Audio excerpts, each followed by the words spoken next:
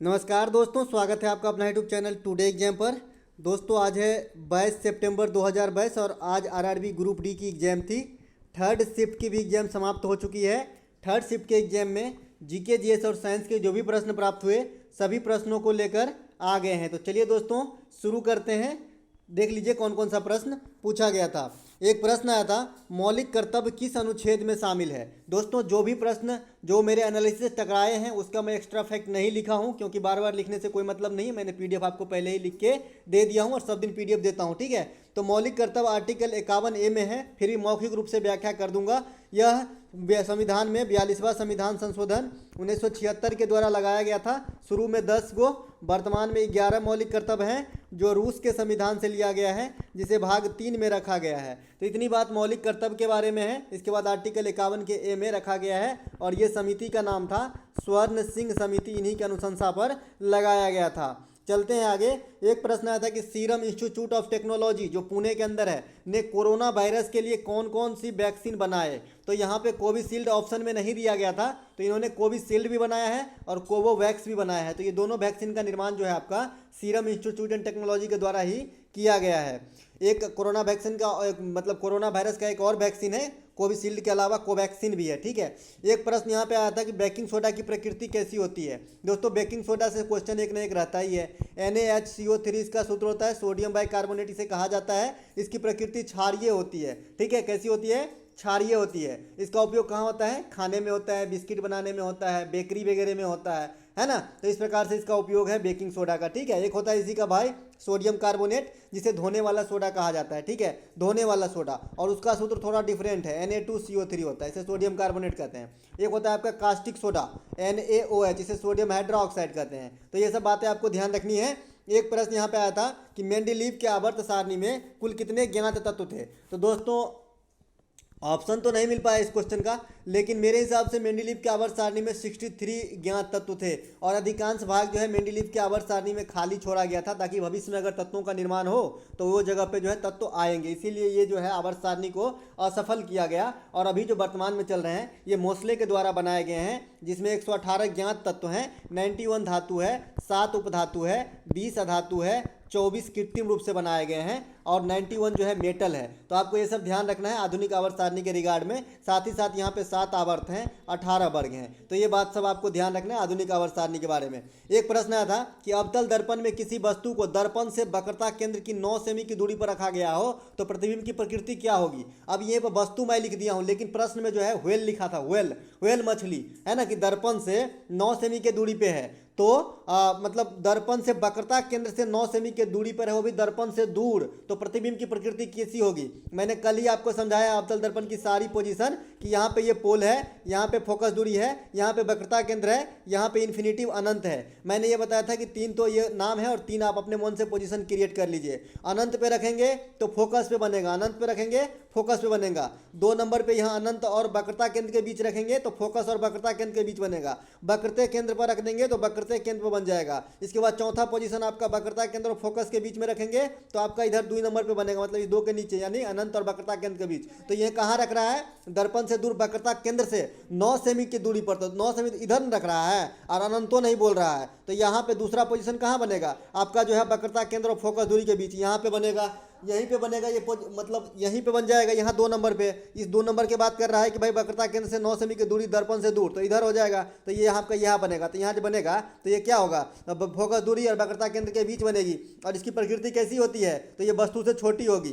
पहला 2 प्रतिबिंब वस्तु से छोटा होता है, ये 3 नंबर बराबर होता है और 4 और 5 जो है आपका बराबर होता है, मतलब बड़ा होता है। और छठा प्रतिबिंब जो जब यहाँ पे रहता है वस्तु तो आपका यहाँ पे बनता है। जब यहाँ पे रहता है वस्तु 5 नंबर फोकस पे होगा तो फोकस पे रहेगा तो अनंत पे बनेगा। और छठा मतलब छठा स्थान ये हो गया तो यहाँ पे बनेगा तो ये काल्पनिक हो जाता है। यही जो है अवतल दर्पण में काल्पनिक भी बनता है और वास्तविक भी बनता है। तो ये मैं समझा चुका था। तो यहाँ पे जो है आपका आंसर हो जाएगा क्या, केंद्र से जो वक्रता केंद्र से दूर रख, दर्पण से दूर और अनंत के बीच में, तो 2 नंबर कहाँ बनेगा, फोकस दूरी और वक्रता केंद्र के बीच में बनेगा और वस्तु से छोटा बनेगा। यही पूछा गया था। एक प्रश्न यहाँ पे आया था कि शास्त्रीय भाषा को दर्जा प्राप्त करने के लिए भाषा को कितनी पुरानी होनी चाहिए। तो 1500 से 2000 ईस्वी पुरानी होनी चाहिए शास्त्रीय भाषा का दर्जा प्राप्त करने के लिए। बहरहाल अपने पास 6 शास्त्रीय भाषा है, जैसा कि आप यहाँ देखेंगे, ठीक है। वर्तमान में 6 शास्त्रीय भाषा है जो 2004 से 2014 के बीच में जो है किया गया है।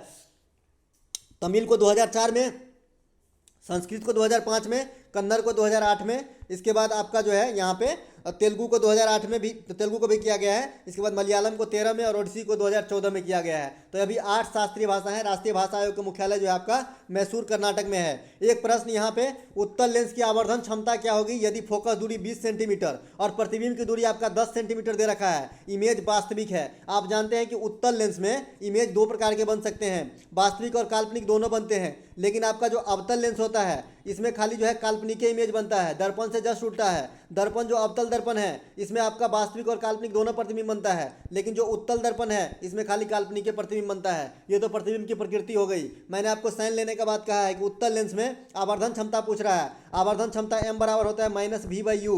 तो इसको तो बाद में अप्लाई करेंगे, लेकिन पहले v और u का मान पता होगा तब ना। तो फोकस दूरी दिया है और आपका जो है प्रतिबिंब का दूरी दिया है, आपको v का दूरी निकालना पड़ेगा। और लेंस का सूत्र आप जानते हैं, यहाँ पे 1/f बराबर 1/v - 1/u। दिक्कत कहाँ आई? दिक्कत आएगी आपको जो है साइन चेंज करने में। ठीक है, तो मैं उत्तल लेंस है, आवर्धन क्षमता पूछ रहा है, फोकस दूरी 20 सेंटीमीटर दे रहा है। उत्तल लेंस हो चाहे उत्तल दर्पण, फोकस दूरी कैसा लेना है? पॉजिटिव लेना है। सब दिन बताते हैं तो फोकस दूरी तो पॉजिटिव हो गया, आपका फोकस दूरी जो है प्लस के 20 हो गया। ठीक है, इसके बाद आपका प्रतिबिंब की दूरी, प्रतिबिंब की दूरी, वस्तु की दूरी तो हमेशा निगेटिव लेना है, चाहे उत्तल दर्पण हो चाहे अवतल दर्पण हो। अब यहाँ पे प्रतिबिंब की दूरी है और प्रतिबिंब कैसा बन रहा है? वास्तविक बन रहा है। तो दर्पण में जब वास्तविक प्रतिबिंब बन रहा था तो आप अवतल दर्पण में माइनस का साइन ले रहे थे कि ले रहे थे, लेकिन लेंस में इसका जस्ट उल्टा है। वास्तविक बनेगा तो आपको पॉजिटिव लेना है और काल्पनिक बनेगा तो निगेटिव लेना है। तो यहाँ पर मैं भी का वैल्यू जो है पॉजिटिव ले लूंगा। ठीक है, तो इससे मैं इसको पहले जो है भी का मान निकाल लेता हूँ। ठीक है, इमेज प्रतिबिंब की दूरी, हाँ प्रतिबिंब की दूरी दिया गया है, यू का मान निकाल लेता हूँ। ठीक है, प्रतिबिंब की दूरी दिया गया है ना, तो वस्तु की दूरी निकालना पड़ेगा, यू का मान निकाल लेते हैं। ठीक है, तो 1/20 पॉजिटिव वाला बराबर 1/v, तो 1/v पॉजिटिव में होगा तो v का वैल्यू दिया ही है 10 है, और ये बीच में माइनस का साइन होता है ना, और इस माइनस पहले से होता है, माइनस में u होता है, u तो हमेशा माइनस में होता है, तो माइनस माइनस ये वाला प्लस हो जाएगा। ये माइनस यहाँ से काट दे रहा हूँ, एक बार लिखना स्किप किया हूँ और कुछ नहीं किया हूँ यार। यहाँ पे ये जो माइनस माइनस प्लस हो गया स्किप कर दे। ठीक है, अब 1/20 में से 1/10 आके इधर घटेगा, तो 1/u का वैल्यू आपका कितना आ गया? 1/20 में से 1/10 आके घटेगा, 1/20 में से 1/10 घटेगा। ठीक है, तो आपका 20 एलसीएम हो जाएगा, तो 1 में से 2 तो -1/20 हो जाएगा। तो -1/20 आपका जो है यहाँ पे आ गया क्या? 1/u का मान। तो u का मान कितना आ गया? -20। u का मान कितना आ गया? -20। ठीक है, u का मान आ गया -20। आवर्धन क्षमता बराबर जानते हैं m बराबर -v/u होता है, माइनस पिछवाड़ा में लगाना है, और v का वैल्यू आपको पहले से पता है 10। अब v का वैल्यू कैसा लेना है? प्रतिबिंब वास्तविक है तो पॉजिटिव, तो पॉजिटिव के 10। इसके बाद निगेटिव क्या है? u का मान कितना निकला है? -20। ठीक है, -20 लेना है u का मान, और माइनस तो कोष्ट के बाहर होता ही है, तो प्लस माइनस माइनस ये भी हो जाएगा, तो ये माइनस और ये माइनस मिलकर प्लस हो जाएगा। इसको काटेंगे तो 1/2, तो 1/2 हो जाएंगे प्लस के। ठीक है, आवर्धन क्षमता यही आंसर है। आई होप आप समझ गए होंगे। अगर नहीं समझे तो मुझे कमेंट कीजिएगा, मैं फिर से बता दूंगा। ठीक है, कोई दिक्कत वाली बात नहीं है। मैंने एक बात जो समझा रहा हूँ जरूर समझना है कि जब वास्तविक प्रतिबिंब आपका अवतल दर्पण में होता था, ये नहीं कि भैया वहाँ ये बताए थे यहाँ ये बताए, जब वास्तविक दर्पण अवतल दर्पण में जब होता था वास्तविक प्रतिबिंब, तो आपको मैंने कहा था कि v का मान निगेटिव लो, और जब काल्पनिक होता था तो मैंने कहा था कि v का मान पॉजिटिव लो। लेकिन यहाँ पर जस्ट उल्टा है, जब लेंस में वास्तविक प्रतिबिंब होगी तो v का मान माइनस, जब काल्पनिक प्रतिबिंब होगी तो v का मान प्लस। ठीक है, चलते हैं आगे।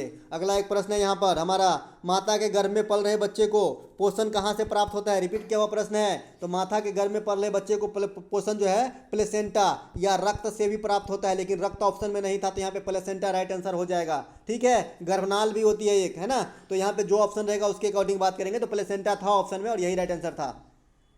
एक प्रश्न, किसी परिपथ में 4 ओम के 2 प्रतिरोध समानांतर क्रम में 10 बैटरी के बैटरी से जुड़ा है, तो यहाँ पर शायद पावर पूछा था। ठीक है, पावर पूछा था, पावर बराबर VI होता है, आप जानते ही हैं। ठीक है, तो V पता है क्या आपने को? V भी पता है, I नहीं पता है, तो मैं I निकाल लूंगा पहले। तो V बराबर RI से जो है, V बराबर RI से हम मैंने पहले I निकालना है। ठीक है, I नहीं है ना, हाँ I नहीं है, पावर पूछा गया था तो I पहले निकालेंगे। ठीक है, तो 4 ओम के 2 प्रतिरोध समानांतर क्रम में है, तो 1/4 प्लस 1/4 होगा। टोटल रेजिस्टेंस बराबर क्या होता है? 1/R1 प्लस 1/R2, 4 एलसीएम हो जाएगा, 1 प्लस 1 2/4 हो जाएगा, मतलब 1/2 हो जाएगा। तो 1/R का वैल्यू 1/2, तो R का वैल्यू कितना हो जाएगा? 2 ओम। तो 2 ओम आपका निकल गया R का वैल्यू। ठीक है, अब R का वैल्यू 2 ओम निकल गया, तो R का वैल्यू 2 ओम निकल गया। हाँ अच्छा, वो R का वैल्यू 2 ओम निकल गया, तो V बराबर RI में डालेंगे तो 2, और I यहाँ से निकालेंगे। अब V का वैल्यू आपका कितना है?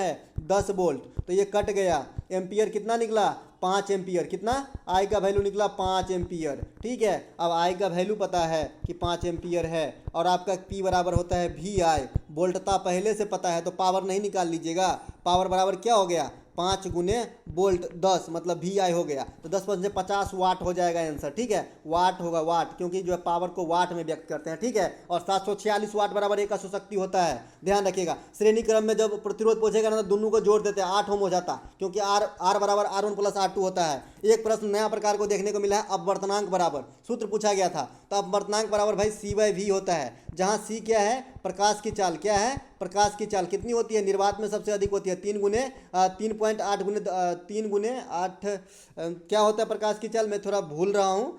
3 गुने 10 की पावर 8 मीटर प्रति सेकंड होता है। ठीक है, 3 गुने 10 की पावर 8 मीटर प्रति सेकंड होता है। ये होती है प्रकाश की चाल। हो जाता है कभी कभी कन्फ्यूजन। WTO में भारत ने कब शामिल हुआ? और ये भी क्या है भाई? तो माध्यम में जो उस वस्तु की चाल है, जैसे ध्वनि की चाल रहेगा तो रहेगा, चाहे किसी ऑब्जेक्ट की चाल दे दिया तो आपको प्रकाश के चाल बटा ऑब्जेक्ट का चाल कर देना, वही अपवर्तनांक होता है। ठीक है, चलते हैं आगे। दिया होगा अपवर्तनांक कोई ना कोई, अगर न्यूमेरिकल मतलब लैंग्वेज में पूछा होगा तो वैसे अपवर्तनांक से क्वेश्चन आया था, तो मैंने अपवर्तनांक का यहाँ पर सूत्र रख लिया हूँ। एक प्रश्न यहाँ पे आया था कि WTO में भारत कब शामिल हुआ? अब WTO क्या होता है? World trade organization. इसकी मुख्यालय कहाँ है? जेनेवा में है। कहाँ है? जेनेवा में है। ये किसका स्थान लिया है? गैट का स्थान लिया है। गैट का फुल फॉर्म क्या होता था? General agreement tariff and trade. इसकी स्थापना कब होती है? 1948 में। ठीक है, और इसका मुख्यालय कहाँ था? इसका मुख्यालय भी जेनेवा में था। ठीक है, तो ये 1995 में रिप्लेस किया, जैसे योजना आयोग को रिप्लेस किया है ना अपना नीति आयोग, सेम उसी प्रकार से समझ लीजिए। तो ये 1995 में इसको रिप्लेस किया। ठीक है, और भारत उसी वर्ष 1995 में ही WTO का सदस्य बना था। ठीक है, इसका मुख्यालय कहाँ है? जेनेवा में है। चलते हैं आगे। एक प्रश्न पूछा गया था कि शिवालिक जो पर्वत श्रृंखला है इसकी विस्तार कितनी किलोमीटर है? तो इसकी विस्तार लगभग 1600 किलोमीटर है, 1000 मील के करीब है। ठीक है, तो ये ध्यान रखिएगा, 1000 मील के करीब है, लगभग 1600 मीटर इसका आंसर आएगा, ऑप्शन में दिया गया रहेगा। एक प्रश्न यहाँ पे आता है कि बजट 2022-2023 में सबसे अधिक राशि का आवंटन किसके ऊपर किया गया? यानी सबसे अधिक राशि का खर्चा जो है किस मदों पर किया गया? तो आपका आंसर होगा ब्याज अदायगी। ब्याज अदायगी पे सबसे अधिक राशि खर्च किया जाता है, लगभग 20%, है ना। लगभग 20% की राशि जो है ब्याज अदायगी पे ही खर्च किया गया था, 39.45 लाख करोड़। ठीक है, इतना रुपया। एक प्रश्न आया था कि कृषि से संबंधित इनमें से कौन सा त्यौहार नहीं है? तो एक ऑप्शन था दिवाली। तो दिवाली हमको नहीं लगता कि कृषि से संबंधित त्यौहार है। ठीक है, तो यहाँ पे दिवाली ही राइट आंसर करके आना होगा। ये कृषि से संबंधित त्यौहार मुझे तो बिल्कुल नहीं लग रहा है। ठीक है, एक प्रश्न आया था कि हिमालय के पश्चिम से निकलने वाली नदी कौन सी है? 2 ऑप्शन दिए गए थे, भारत भागीरथी और अलकनंदा। अगर इससे सुटेबल कोई ऑप्शन होगा तो मैं बता पाऊंगा, बताइएगा कि इसका 2 ऑप्शन और क्या था, तो फिर मैं बता दूंगा। ठीक है, इसके अलावा भागीरथी और अलकनंदा जब देवप्रयाग में मिल जाता है, ठीक है, देवप्रयाग में मिल जाता है तो यही गंगा बन जाती है। तो ये एडिशनल जानकारी इसके में रख लीजिएगा दोस्तों। आज एक्स्ट्रा फैक्ट मैंने इसमें लिख नहीं पाया, मौखिक रूप से बता रहा हूँ क्योंकि मैं घर से थोड़ा बाहर हूँ, आज मैं थोड़ा ड्यूटी आया हूँ, है ना। एक प्रश्न यहाँ पे अद्वैतवाद के संस्थापक कौन है? तो अद्वैतवाद के संस्थापक जो है ये शंकराचार्य है। कौन है?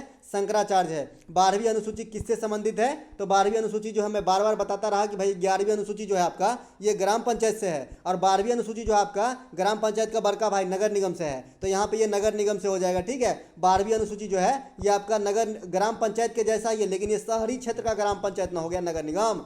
11वीं अनुसूची जो है ये आपका प्योर ग्राम पंचायत से है, देहाती वाला। ठीक है, और 11वीं अनुसूची में जो है आपका 29 को विषय है और 16 को नियम बना है, तो ये सब ध्यान रखिएगा। ठीक है, इसके बाद 9वां भाग ग्राम पंचायत से संबंधित है। इसके बाद 1959 में ग्राम पंचायत की शुरुआत होती है। इसके बाद 73वां संविधान संशोधन 1992 ये भी संबंधित है, और 73वां संविधान को लागू कब करवाया गया था? 1993 में। कब? 24 अप्रैल को। इसीलिए 24 अप्रैल को जो है पंचायती राज दिवस के रूप में मनाते हैं। तो ये बात सब आपको ध्यान रखना है। रॉलेट एक्ट से क्वेश्चन आया था या नहीं आया था मुझे बताइएगा। कुछ बच्चे बता रहे हैं आया था या फिर छांटने के लिए दिया था कि इनमें से जो है सबसे पहले कौन सा हुआ था, क्योंकि इस प्रकार का प्रश्न पहले भी एक बार पूछा गया था। तो मैं इसमें डिफिनिट नहीं बताऊंगा कि ये पूछा गया था कि नहीं पूछा गया था। बहरहाल रॉलेट एक्ट जो है 1919 में होता है, और इसी के विरोध में जो है जालियांवाला बाग हत्याकांड होती है। जो जालियांवाला बाग हत्या जो मतलब बाग है ये कहाँ है? तो ये आपका अमृतसर में है। तो ये सब आपको ध्यान रखना है। ठीक है, और इसी जालियांवाला बाग जब हत्याकांड हो जाती है तो इसको जांच के लिए हंटर कमीशन का गठन किया जाता है। तो यही सब बात है। तो दोस्तों इस वीडियो में जो भी प्रश्न मिला